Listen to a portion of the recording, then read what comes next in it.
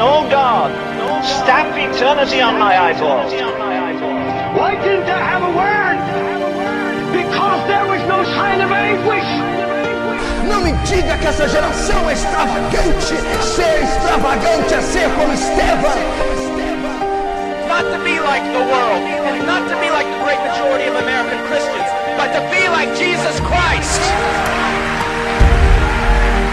Don't know why you're clapping. I'm talking about you. Talking about you. Talking about you. Talking about you.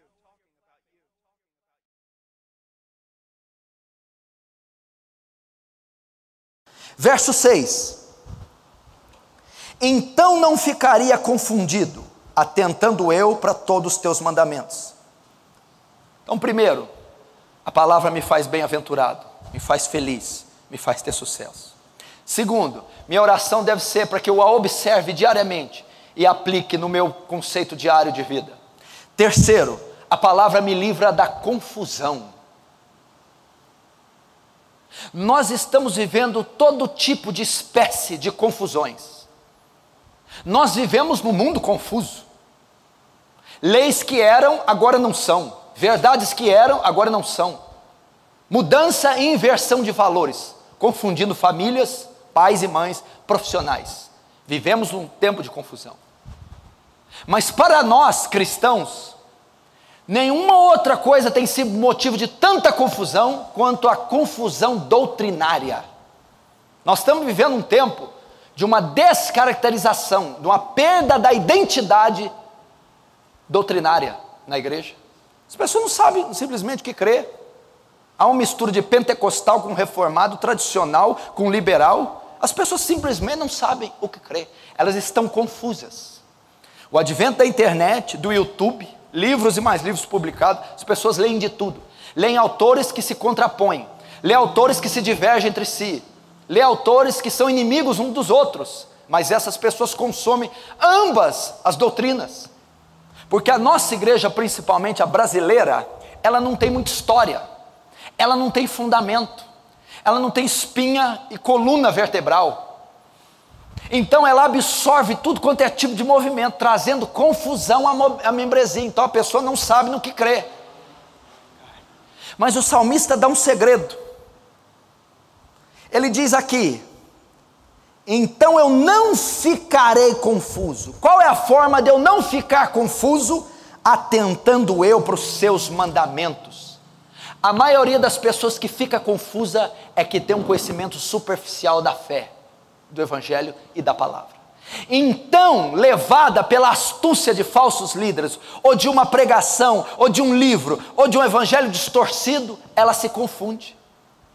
Mas aqui o salmista está dando o remédio para você vencer a confusão doutrinária, bíblica e teológica.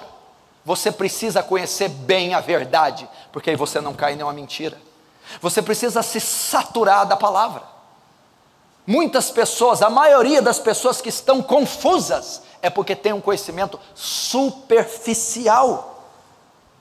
2 Timóteo 4,1 diz o quê? Porque virá o tempo que não sofrerão a sã doutrina, e tendo comichão no ouvido, amontoarão para si doutores segundo as suas próprias concupiscências.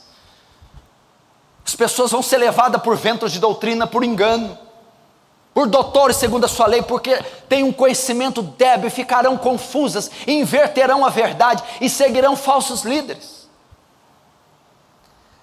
1 Timóteo 4,1 diz que o Espírito afirma que nos últimos tempos muitos apostatarão da fé, dando ouvido a espíritos enganadores e a doutrinas de demônios. As pessoas estão confusas, estão ouvindo espíritos enganadores, doutrinas de demônios, estão amontoando para si doutores conforme as suas concupiscências. Gálatas 1,6, maravilha-me que tão depressa passeis para outro evangelho, senão esse, o da graça. Os gálatas estavam confusos na sua doutrina, estavam sendo contaminados pelos elementos judaizantes, confusão, por causa da superficialidade. Efésios 4,4, para que não sejais mais meninos inconstantes, levados ao redor de todo vento de doutrina.